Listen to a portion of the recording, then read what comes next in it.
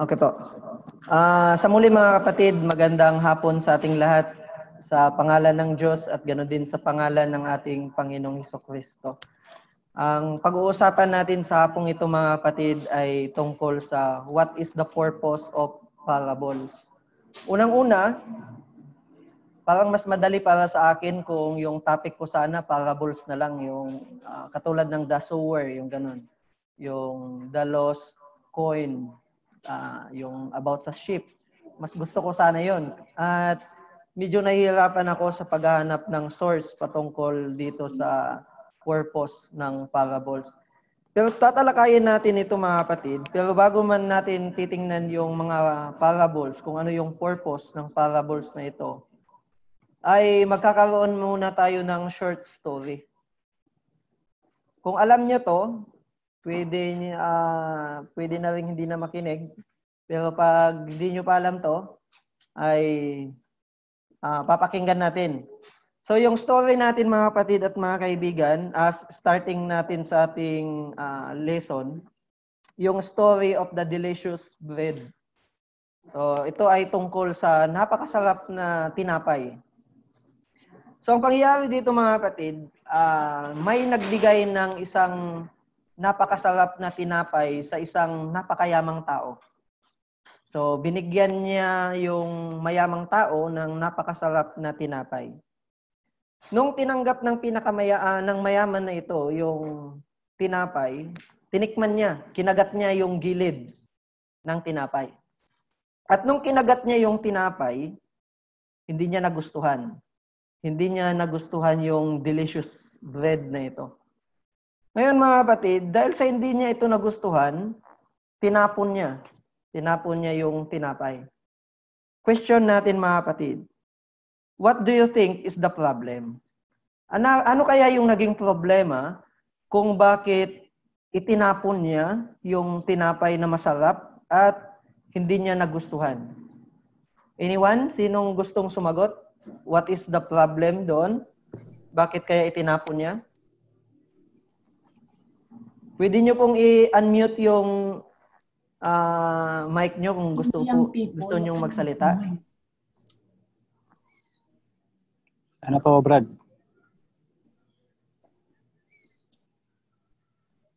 Hello? Mayamang tao na siya, Brad eh.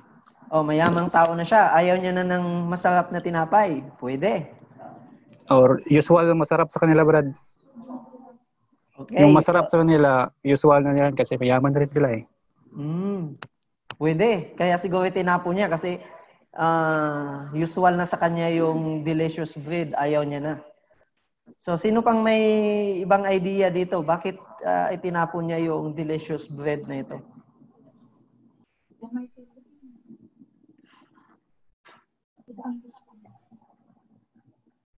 Baka po iba yung gusto niya. Okay. Sino yun? Please po. Okay. Maganda yung sinabi ng ni Eunice kasi sabi niya, makaiba yung gusto niya. So, di ba pag iba yung gusto natin, parang inaayawan natin yung isang bagay. Kahit na bigay yan, parang ayaw mo siya kasi iba yung Mike, wala kang volume. Volume. Okay na. Okay na. Okay na po. Okay na. So, Elise yun. si Elise yun, si Elise. Okay, sino pang may ibang idea dyan? Mga taga-BEC Valencia. Naghahanap ng ibang lasa? Naghahanap ng ibang lasa. Kaya Mike, hindi...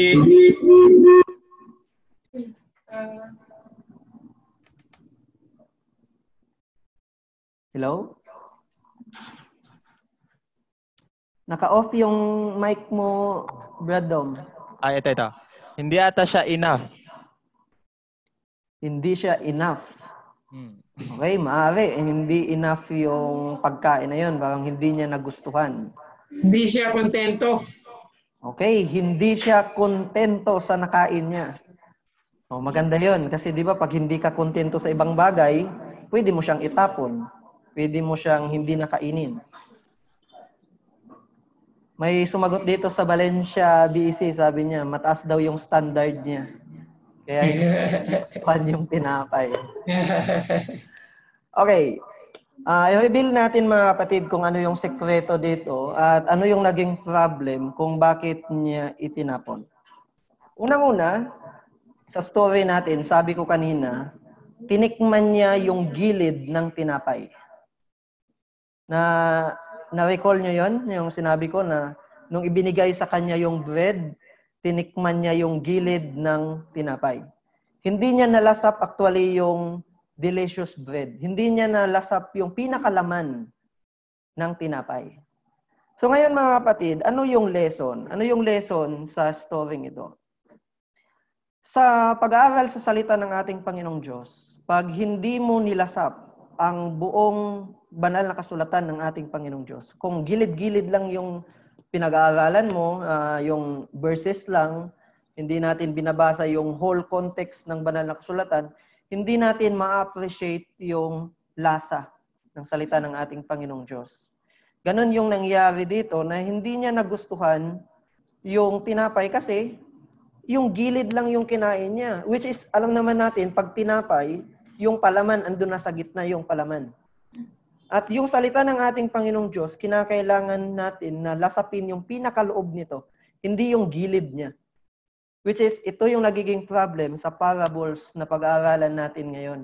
Kasi, ang mentality, yung pag-iisip ng tao, hindi niya nakukuha yung parables ng ating Panginoong Jesucristo kasi pagilid-gilid lang yung gusto niyang malaman. Hindi niya ibinabaon yung aral, hindi nila pinag-aaralan yung pinakamalalim na aral ng ating Panginoong Jesucristo. Okay. Dito tayo ngayon sa Jesus Christ preaching activity. Kasi kung tayo, ngayon, meron tayong tinatawag na preaching activity, meron ding preaching activity ang ating Panginoong Jesucristo, which is nagiging copy natin. Ito yung ginagaya natin kung paano natin ipinapangaral ang salita ng ating Panginoon. Unang-una, siguro hindi na natin ito babasahin ang mga versikulong ito. Pero sa pangyayaring ito yung nagpakain ng ating Panginoong Jesucristo. One way of preaching ng ating Panginoong Jesucristo ay pagpapakain. So nagpapakain siya at marami yung sumusunod sa ating Panginoong Jesucristo dahil dito. At pagkatapos ng pagkain, nangangaral ang ating Panginoong Jesucristo. Hindi ba't even sa Sunday school natin, yung pag nag-Sunday school tayo, pagkatapos ng Sunday school, nagkakaroon tayo ng snacks para sa mga bata. So, that is one way na nakakahikayat tayo. Though may side effect siya, kasi baka pagkain na lang ang habol ng tao, pero yun yung pamamaraan. Which is, yung reality, alam naman natin, lalong-lalo na sa mga Sunday school teacher dyan, marami sa mga bata na ang habol snack. Pero pagtagal niyan, pagtagal na ma-matured ang isang tao, hindi na pagkain ang hinahanap na, hindi yung snack. Ang hinahanap niya na yung katotohanan na. Which is, yun yung good side. Pero ang bad side dito, pag yung pagkain na lamang ang lagi niyang iniisip. Pangalawa, ay ang pagpapagaling ng ating Panginoong Jesucristo. Sa kanyang pagpapagaling, kung mapapansin natin, nagkakaroon lagi ng yung preaching, bago yung preaching, nagpapagaling muna ang ating Panginoong Jesucristo. So, kaya doon, kahit umakyat ang ating Panginoong Jesucristo sa bundok, marami yung umaakyat kasi gusto nilang gumaling. At pangatlo, ito, yung miracles ng ating Panginoong Jesucristo. Yung katulad niyan, ginawa niya na wine yung tubig. So, that is way para makuha ng ating Panginoong Jesucristo yung atensyon ng tao para makinig sa Kanya. Kasi pag walang miracles noon, pwedeng hindi nila pakinggan ng ating Panginoong Jesucristo. Kung walang pagkain noon, baka walang susunod sa ating Panginoong Jesucristo. Kung walang pagpapagaling, baka walang papansin sa ating Panginoong Jesucristo. Kaya, diyan natin makikita kung gaano katalino ang ating Panginoong Jesucristo na gumamit siya ng mga strategy para ipangaral ang salita ng ating Panginoon. So, dito, nagkakaroon din ng visiting ang ating Panginoong Jesucristo. So, pumupunta siya sa iba't ibang lugar para ipangaral ang salita ng ating Panginoon. So, ganun din yung ginagawa ng ilan sa ating mga kapatid. Nagbibisit sila sa different ecclesia, nagbibisit sa iba't ibang lugar para ipangaral ang salita ng ating Panginoon. So, that is way ng ating Panginoong Jesucristo sa kanyang pangangaral. So, nagkakaroon ng feeding, healing, signs, wonders, and miracles, storytelling, at visiting different places. So, ang lahat ng mga ito ay effective din sa pangangaral ng ating Panginoong Jesucristo. Though effective siya, meron din siyang mga negative effect. Lalong-lalo na doon sa mga tao na hindi talaga yung salita ng Diyos yung interest nila. Kundi yung interest nila yung feeding, healing, sign, wonders, miracles. Yun lang yung gusto nila. Kaya siguro hindi nila nakukuha ang tunay na mensahe ng ating Panginoon. So, sisimulan natin mga kapatid ang ating topic sa Matthew chapter 11 kasi ito yung event bago pa sa Matthew 13 ng ating pag-aaralan sa hapong ito. Kung papansinin natin, babasahin ko sa Tagalog yung pagkakasulat sa Matthew 11 verse 15. Ang may pakinig upang ipakinig ay makinig. Alam natin mga kapatid na parang napakadaling aralin naman ng verse na ito kasi pag may tainga ka na siyang ipapakinig mo, makinig ka. Pero may mas malalim na pakahulugan ng ating Panginoong Jesucristo dito mga kapatid. May mas malalim na dapat nating unawain sa bersikulong ito sapagkat sinasabi ng ating Panginoong Jesucristo ang mga katagang ito sapagkat napakaraming tao yung sumusunod sa Kanya, nakakarinig sila pero hindi nila nauunawaan ang mga bagay na nais iparating ng ating Panginoong Jesucristo sa kanila. At sometimes, nangyayari yan sa atin mga kapatid. Meron tayong tinga, nakakarinig tayo sa salita ng ating Panginoong Diyos, pero hindi na ibabaon sa atin ang salita ng ating Panginoon kasi inaagaw yung atensyon natin sa mga bagay na ginugusto rin natin. Yun bang nakikinig tayo pero iba yung motibo natin. At yan mga kapatid ang nagiging problema. Pagkatapos ng pangyayaring yan mga kapatid, lalapit tayo papunta sa Matthew 13 dito sa Matthew chapter 12. Sa Matthew chapter 12 mga kapatid, ito ay isang napaka-controversial na bersikulo sapagkat ito yung time na gusto nilang hulihin ang ating Panginoong Jesucristo. At sa pag-uhuli nila sa ating Panginoong Jesucristo mga kapatid, kapansin-pansin ang bersikulong ito kasi nung lumapit ang mga eskreba at mga pariseyo, nagsalita sila sa ating Panginoong Jesucristo at sabi nila, Master, sabi nila, we would see a sign from thee. So, nakakapagtaka mga kapatid kasi itong mga scribes na ito at mga Pharisees, sila yung mga tao na humuhuli sa ating Panginoong Jesucristo. Pero sa bersikulong ito, sabi nila, Master, sabi nila, Guro. So, ibinibilang nila ang kanilang sarili na mga estudyante ng ating Panginoong Jesucristo. Pero alam naman natin na yung purpose nila ay upang hulihin lang ang ating Panginoong Jesucristo. Hindi talaga nila purpose na maging estudyante ng ating Panginoon. Hindi nila purpose na maging disciples, kundi upang hulihin lang ang ating Panginoon. At kung mapapansin natin mga kapatid, sa bersikulong ito, hindi aral ng ating Panginoong Jesucristo ang hinahanap nila. Ang hinahanap nila, sign.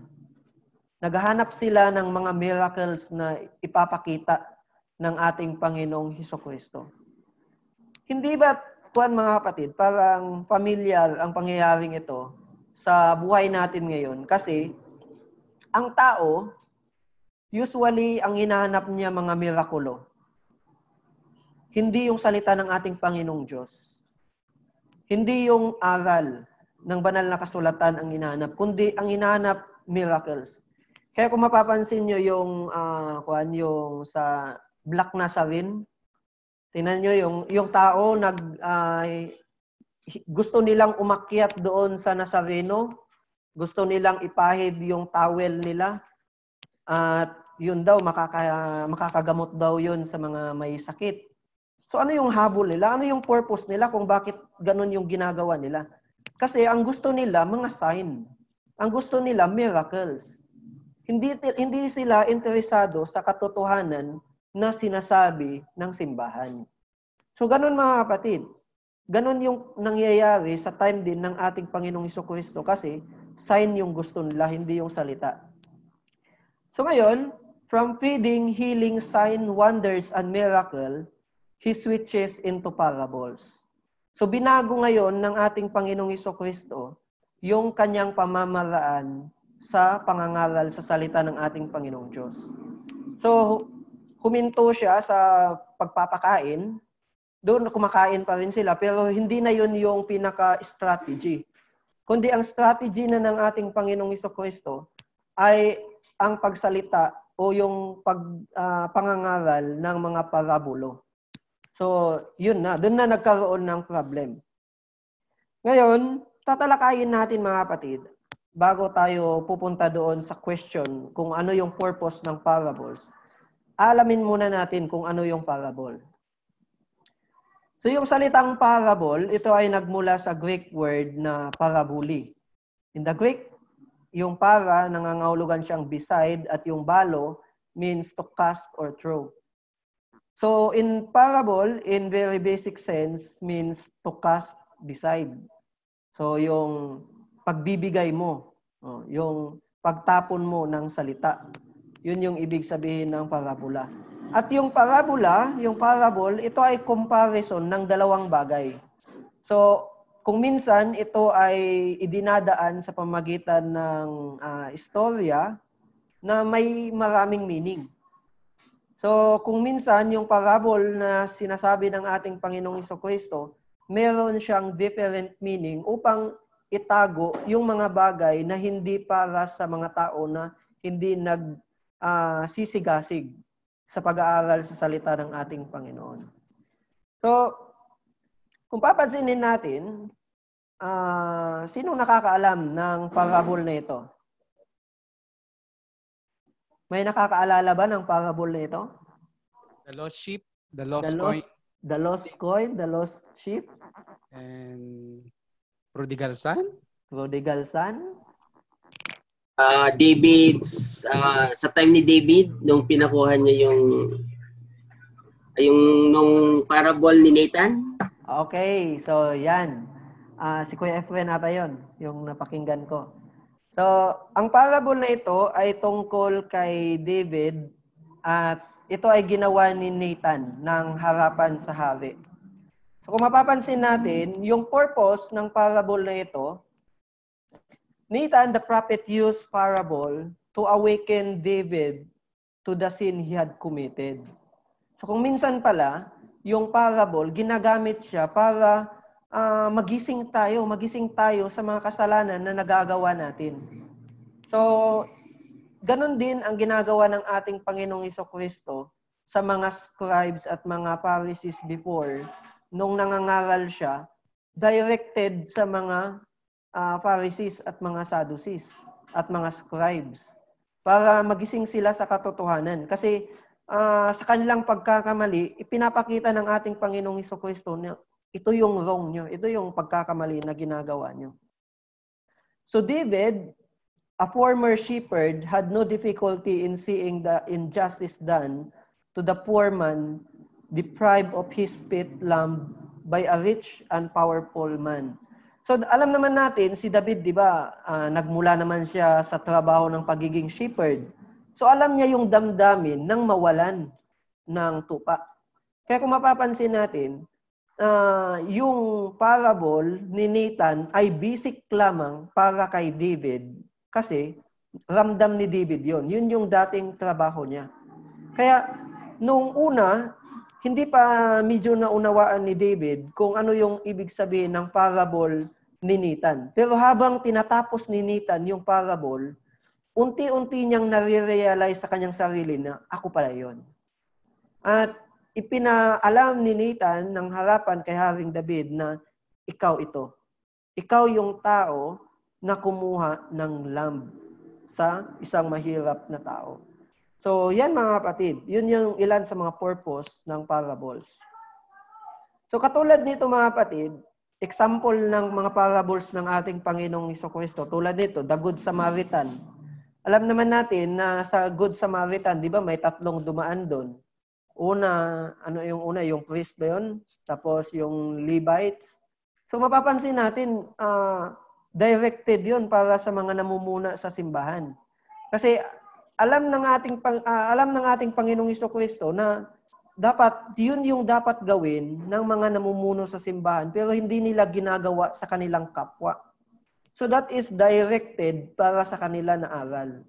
Though ang lesson kung minsan ang nagiging lesson sa the Good Samaritan ay pagtulong sa ating kapwa, love your neighbor as yourself. Pero ito ay aral din para doon sa mga tao na nakakaalam ng katotohanan, they know the law, pero hindi nila kayang gumawang tumulong sa kanilang kapwa.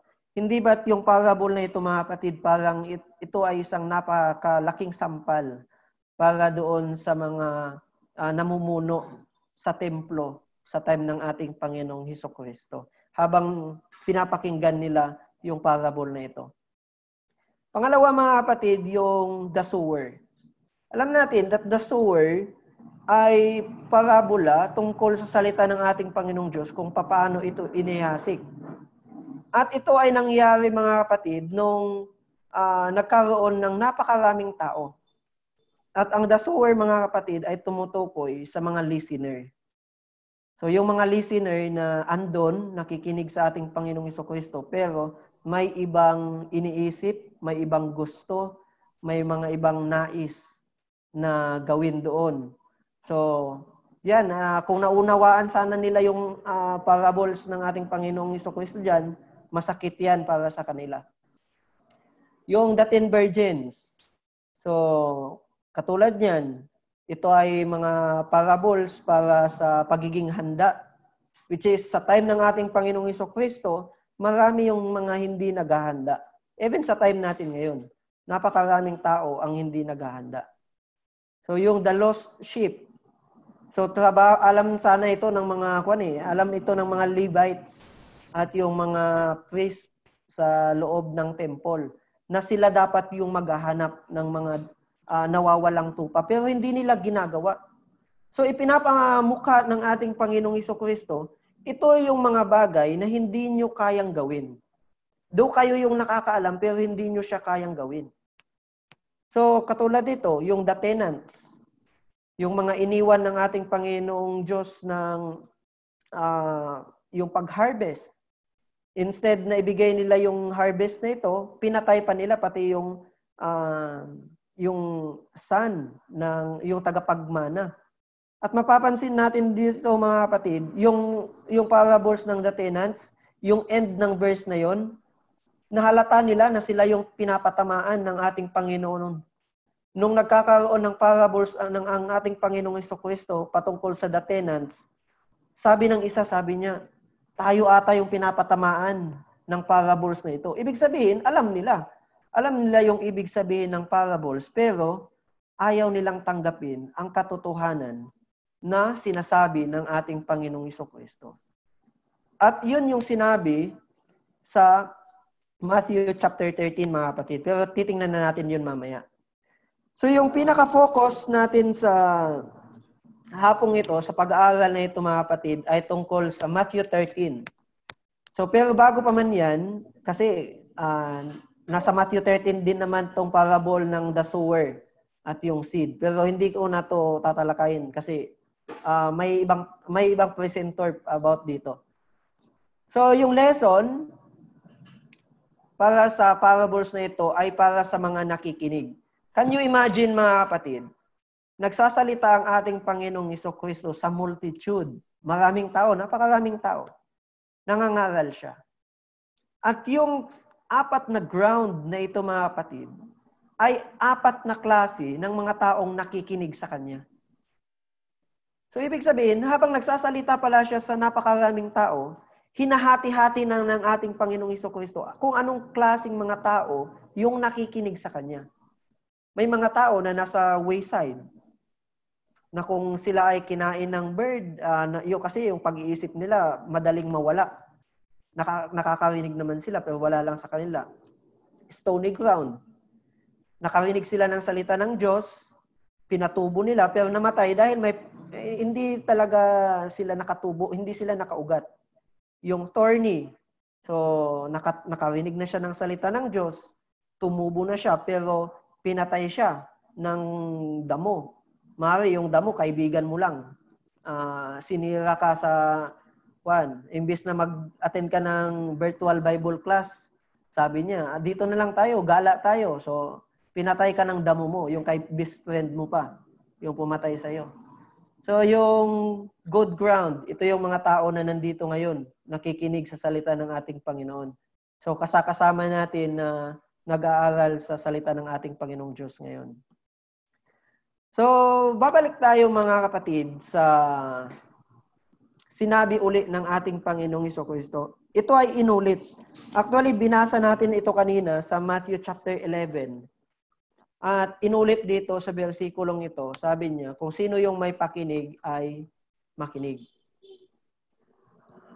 Alam natin mga kapatid na hindi uulitin ang katagang ito kung hindi ito importante.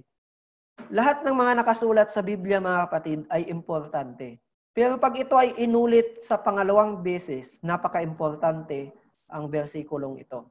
Sapagkat kahit na nangangaral ang ating Panginoong Jesucristo, napakaraming nakikinig sa Kanya, hindi pa rin nila nauunawaan ang mga bagay na gustong iparating ng ating Panginoon.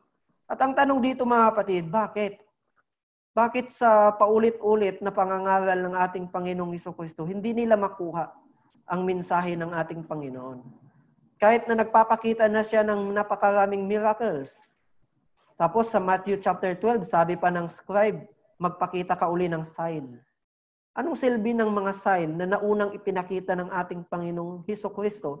Bakit maghanap sila ng ibang sign uli? Bakit pa ulit-ulit, mga kapatid? Bakit ganun yung gusto nila? Kasi iba yung motibo nila, hindi nila talaga gustong makita yung sign, yung kagandahan ng sign at wonders, aral ng ating Panginoong Jesucristo. Kasi ang gusto nila, hulihin ang ating Panginoon. So dito natin ipapasok, mga kapatid, yung topic natin, sapagkat ito yung sinabi, itinanong ng isang disipulo sa ating Panginoong Jesucristo. In Matthew chapter 13, verse 10, sabi niya, at nagsilapit ang mga alagad at sinabi nila sa kanya, bakit mo sila pinagsasalitaan ng mga talinghaga? So pansinin natin, mga kapatid, ito ay hindi para sa mga apostol. Kasi yung mga disciples yung lumapit sa ating Panginoon. At sinabi niya, why speaketh thou unto them? Sabi niya, them. At ang tinutukoy dito, yung multitude, yung napakaraming tao doon. Kasama na yung mga scribes doon at yung mga Pharisees. So, bakit mo sila pinagsasalitaan ng mga parabola? Sabi niya. So, mapapansin natin, sumagot ang ating Panginoong Jesucristo. Sabi ng ating Panginoong Jesucristo, He answered and said unto them, because it is given unto you to know the mystery of the kingdom of heaven, but to them it is not given. So, napakaganda, mga kapatid, ang versikulong ito sapagkat direct yung sagot ng ating Panginoong Jesucristo sa kanyang mga disipulo. Sabi niya, kasi yung mystery, sabi ng ating Panginoong Jesucristo, ay ipinakita sa inyo. Sabi niya. Sabi niya dito, ipinagkaloob. Sa inyo ipinagkaloob ang mga kaalam ng mga hiwaga ng kaharian ng langit, datapwat hindi pinagkaloob sa kanila. Ano kaya ang dahilan, mga kapatid, kung bakit hindi ipinagkaloob sa mga taong ito ang mystery of the kingdom? Kasi alam naman natin, halos parables ng ating Panginoong Jesucristo, tumutukoy siya sa kingdom of God. Tumutukoy siya sa kaharian ng ating Panginoong Diyos. Pero sabi niya, hindi ito ibinigay sa kanila. So kung papansinin natin, in Matthew chapter 13, verse 13, idinagdag ito ng ating Panginoong Jesucristo. Sabi niya, therefore speak I to them in parables, because, sabi niya, the seeing see not, and hearing they hear not, neither do they understand. So alam natin mga kapatid, from the start, kasama din ng ating Panginoong Jesucristo, yung mga Pharisees, mga scribes, habang nagkakaroon siya ng mga miracles, preaching, andun sila, kasama sila ng ating Panginoong Jesucristo. Sabi niya, nakikita nila yung parable, pero hindi nila nakikita, sabi niya. Napapakinggan nila yung salita ko, pero hindi nila naririnig. At hindi nila ito naunawaan. At may rason mga kapatid kung bakit hindi nila naunawaan. Hindi nila tinitingnan, at hindi nila naririnig ang salita ng ating Panginoon. At kung may ganito tayong pag-uugali mga kapatid, kung meron tayong katulad na pag-uugali ng mga taong ito, tago sa atin ang mystery of the kingdom of God. Maaring ito ay maging hidden din sa atin kung hindi tayo talagang tumitingin, nakikinig, at inuunawa ang salita ng ating Panginoon. At kung nakikita nyo yung picture, yan yung tinatawag nating the living dead. May mga the living dead na tao mga kapatid. Yung, kung maalala natin, yung sa Iglesia ng Sardis, sinabihan ng ating Panginoon sila na bagaman sila ay may katayuang buhay, pero sila ay patay. Sapagkat ganun mga kapatid, lumalakad sila, buhay sila, meron silang pangalang buhay sila. Pero dahil sa hindi nila naunawaan ang salita ng Diyos, patay sila. So ganun mga kapatid, inihalimbawa yung mga taong tinutukoy ng ating Panginoong Jesucristo dito. So yung advice ni Solomon mga kapatid, sabi niya sa kanyang advice in Proverbs 2 verse 2, so that thou incline thine ears unto wisdom, and apply thine heart to understanding. So, sabi niya, ikiling nyo ang inyong tenga. Sabi niya, sa wisdom na ito. At kung naikiling natin mga kapatid, ang ating mga tenga sa wisdom, samahan siya ng application. Kasi mga kapatid, ang nagiging problema, yung mga sumusunod sa ating Panginoong Jesucristo noon, nakikinig naman sila. Andun sila, nakikinig sila, pero walang application sa kanilang puso na unawain yung sinasabi ng ating Panginoon.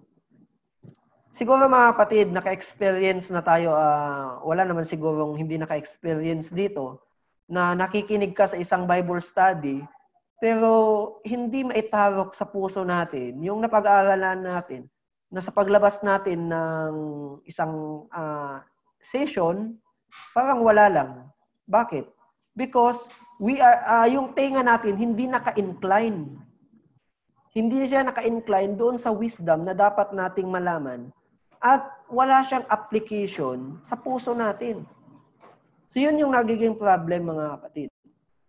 At idinugtong ni Haring Solomon, sabi niya, my son, sabi niya, attend to my words, incline thine ears unto my saying. So yung mga bagay na ito mga kapatid, yung mga advice ni Solomon ay hindi nila nakuha. Yung mga tao na sumunod sa time na ng ating Panginoong Jesucristo, yung multitude na sumusunod sa Kanya, hindi nila na-gets yung advice ni Solomon na kung papaano dapat nila pakinggan na mabuti yung salita ng Diyos, wala sa kanila yun mga kapatid. Kaya, isa sa tanong natin mga kapatid, why don't they understand the parables? Bakit nga ba hindi nila masyadong naunawaan ang parabola ng ating Panginoon? At mamaya mga kapatid, maaaring maging question to sa buhay natin. Bakit hindi natin naunawaan ang katotohanan?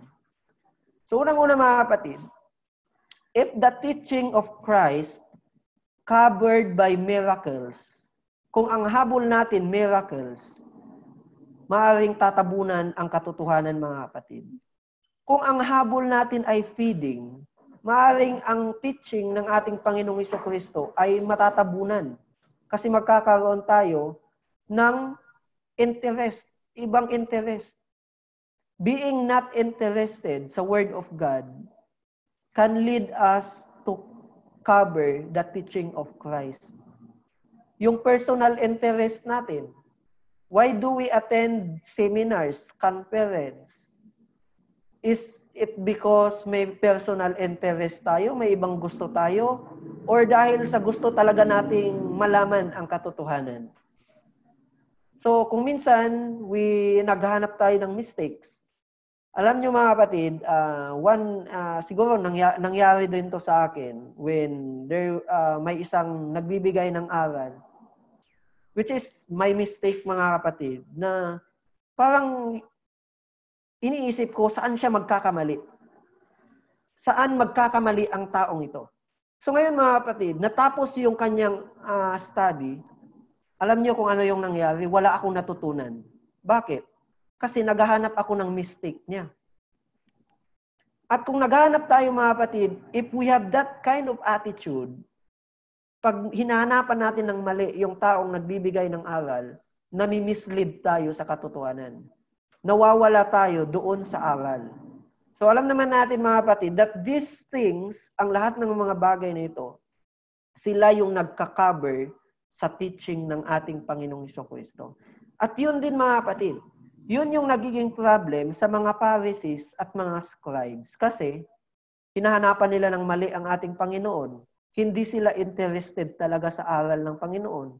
Meron talaga silang personal interest. Bakit nila gustong hulihin ang ating Panginoong Jesucristo? Nung nagpakain ang ating Panginoong Jesucristo ng 4,000, at the following day, 5,000 na. At the following days naman, naging 6,000 na. Bakit dumadami mga kapatid? Kasi, siguro, naging balita na, yung taong si Kristo doon, nagpapakain siya, punta tayo doon, kain tayo. So, nami-mislead mga kapatid ang katotohanan. Tapos may mga tao pa na si Kristo nagpapagaling daw. So, kumalat yung balita. So, ang hinahanap nila, mga miracles. Nakakalimutan na nila yung aral ng ating Panginoon. Kaya, kung maalala nyo, yung 10 kitungin, yung nagpagaling ang ating Panginoong Jesucristo, isa lang yung bumalik. Kasi, yung habol ng siyam, gumaling lang.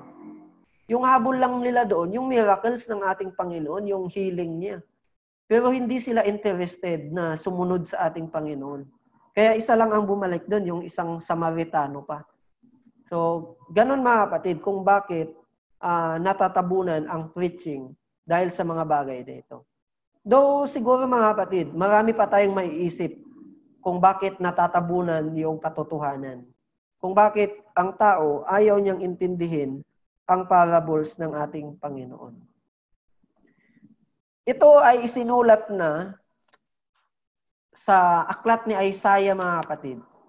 Sabi, and he said, go and tell these people, hear ye indeed, but understand not, and see ye indeed, but perceive not.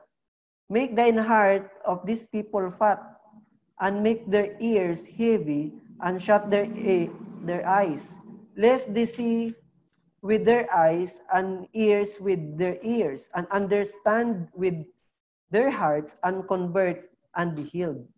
So, noon pa lang mga kapatid, isinulat na ito ni Isaiah, na yung tao talaga mga kapatid, darating yung time na nakakarinig sila, pero hindi naman nila sinusunod. At sabi niya, yung people na ito, yung puso nila tataba. At yung tenga nila, bibigat mga kapatid. Sometimes, we feel, mga kapatid, na ayaw nating makinig sa salita ng ating Panginoong Diyos. Kasi parang bumibigat yung tenga natin. Hindi literally na bumibigat, kundi parang ayaw mo nang makinig. At yung heart natin, mga kapatid, tumataba na siya. Ibig sabihin, pag tumataba yung puso natin, when you accept, when you heard the word of God, hindi na tinatamaan yung heart mo. Andun na lang siya sa taba. Yung, di ba, parang kubal yan, na pag medyo makubal yung paa mo, pag umapak ka sa mga tinik, hindi ka na matitinik kasi bumabaon doon sa mga kubal. Ganon din ang salita ng ating Panginoon, mga kapatid. Sabi niya, para itong isang talim. Di ba? Tumatarok daw siya sa pinakaloob natin, sa puso natin. Pero yung puso mo, pag naging fat na siya, pag ayaw na talaga ng puso mo sa katotohanan, kahit anong gawin dyan, hindi natatalab yung salita ng Diyos kasi tayo mismo yung umaayaw. Pag umayaw ng isang tao, mga kapatid, hindi mo mapipilit yan. So, yun yung nangyayari sa mga taong ito. Kaya, nangyari ito sa panahon ng ating Panginoon at sinabi niya, "For this people's heart is wax gross," sabi niya. Yung puso ng mga taong ito talagang kuwan na. Sabi niya. Sapagkat kumapal ang puso ng bayang ito, sabi ng ating Panginoong Jesucristo, at mahirap na mga karinig ang kanilang mga tinga, at kanilang ipinikit ang kanilang mga mata. Baka sila'y makakita ng kanilang mga mata, at mga karinig ng kanilang tinga, at mga kaunawa ng kanilang puso, at muling mga balik loob, at sila'y aking pagalingin. So yan, mga kapatid, yung sinasabi ni Isaiah, nangyari sa panahon ng ating Panginoong Jesucristo na tumaba na yung kanilang puso. Parang mahirap na para sa kanila na makinig ng katotohanan. At yung kanilang mga mata, mga kapatid, close na. Dumulat naman talaga sila. Wala naman, sa time na yon hindi naman talaga sila literally na nakapikit. Kundi yung nakikita nila na mga sinyales ng ating Panginoong Jesucristo, wala lang sa kanila yun, mga kapatid, kasi ayaw nila talagang tanggapin ang katotohanan. Kaya dito, sabi niya, lest at any time. Bakit sinabi ang salitang ito, mga kapatid? Sabi niya, lest at any time, they should see with their eyes and hear with their ears and should understand with thine heart. Kasi, mga kapatid, kahit na tataba yung puso ng mga taong ito at bibigat yung kanilang pakinig at magiging close, hindi pa huli ang lahat. Hindi pa huli ang lahat, mga kapatid. Baka, kasi sabi ng ating Panginoong Jesucristo, baka sa ibang banda, sa ibang panahon, baka biglang magising sila sa katotohanan at susunod sila sa akin. At sabi niya, and should be converted and I should heal them. So isang napakagandang halimbawa dito si Pablo. Nung nabulag siya, nakita niya yung katotohanan. So hindi ba nung na-convert siya, mga kapatid, pinagaling siya. So yung lumalapit sa ating Panginoon, mga kapatid, sila yung pinagbubuksan ng mga hiwaga ng ating Panginoon. Pero pag may ibang motibo tayo, kahit ano yung gagawin natin, kahit aralin mo man yung Biblia, pag iba naman yung motibo natin, hindi talaga natin makikita yung mystery of the kingdom of God. Anong ibig sabihin, mga kapatid? Once na hindi natin nakita yung mystery, hindi tayo maliligtas. Yun yung ibig sabihin doon. Hindi tayo maliligtas, mga kapatid. If the kingdom of heaven is close sa atin, the mystery is close para sa atin, ibig sabihin, close tayo na makapasok doon sa kaharian ng ating Panginoong Diyos. Hindi tayo makakapasok doon. Sabi in Matthew chapter 13, verse 16, but blessed are your eyes for the see, sabi niya, and your ears for the hear. Ang versikulong ito, mga kapatid, ay patungkol sa mga disipulo ng ating Panginoong Jesucristo. Kasi yung time na yon, habang nangangaral ang ating Panginoong Jesucristo ng parables, alam niyo ba yung nangyari doon? Nagsialisan sila. Kasi hindi nila maunawaan yung parables ng ating Panginoong Jesucristo. Hindi nila mag-gets yung gustong iparating ng ating Panginoong Jesucristo. At nung hindi nila makuha-kuha, umalis sila. At in the following verse, ipinaliwanag ng ating Panginoong Jesucristo kung ano yung ibig sabihin ng the sower. At dito, sabi ng ating Panginoong Jesucristo, yung mga naiwan, yung mga disipulo ng ating Panginoong Jesucristo, sabi niya, mapalad kayo sapagkat nakikita ninyo, sabi niya. Sapagkat sabi niya, datapwat mapalad ang inyong mga mata sapagkat nangakakita at ang inyong tinga sapagkat nangagkakarinig. Kasi they are very teachable. They are very good listener ng ating Panginoong Hesukristo. Talagang kinukuha nila yung gustong iparating ng ating Panginoong Hesukristo sa kanila. At in verse 17, sabi niya, "For verily I say unto you, that many prophets and righteous men," take note mga kapatid, "many prophets and righteous men had desired to see those things which ye see, and have not seen them." Di ba parang kakaiba mga kapatid? Kasi mga propeta daw ito, mga righteous men. Tapos ginugusto nila na hanapin yung mga nakita nila, pero hindi nila ito makikita.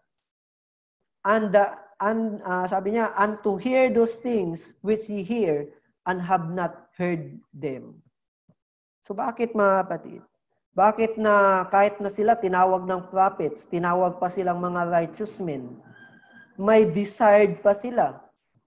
May desired pa sila na hanapin yung mga mystery. Pero hindi nila makukuha mga kapatid, hindi nila makikita, hindi nila maririnig. Kung meron tayong mga kaibigan mga kapatid, siguro may mga kaibigan pa tayo na mas magaling sa atin. May mga kaibigan pa tayo na mas mabait sa atin. May mga kaibigan pa tayo na mas matino sa atin. Pero bakit sila mga kapatid, hindi nila alam ang katotohanan? Bakit tayo na medyo may pagkapilyo kung minsan, bakit alam natin ang katotohanan? What is the problem mga kapatid? Ano kaya yung naging dahilan kung bakit close sa kanila ang katotohanan at naging open sa atin? At ang sagot dito mga kapatid, because we are a good listener. Kasi nagiging tagapakinig tayo. Kaya yung aral ng ating Panginoong Hesukristo mga kapatid, sabi niya, ang may pakinig ay makinig. At ang pakikinig natin mga kapatid ay hindi lamang sa pamamagitan ng tinga. May mas malalim na ibig sabihin ng pakikinig na sinasabi ng ating Panginoong Hesukristo based doon sa advice ni Solomon na kinakailangan ng application. Yung pakikinig natin should apply sa ating mga puso at dapat maipasok siya sa puso natin. Hindi siya memoryado mga kapatid. Kusang gumagalaw ang iyong katawan base doon sa nalalaman natin. Doon mo malalaman mga kapatid kung sino ang tunay na nakakaalam ng katotohanan.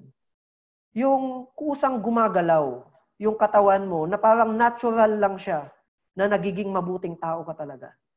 And that is the reflection ng mga bagay na napapakinggan natin. And if we have that kind of attitude, mga kapatid, bukas sa atin ang mystery of the kingdom of God. Bukas sa atin ang kaligtasan.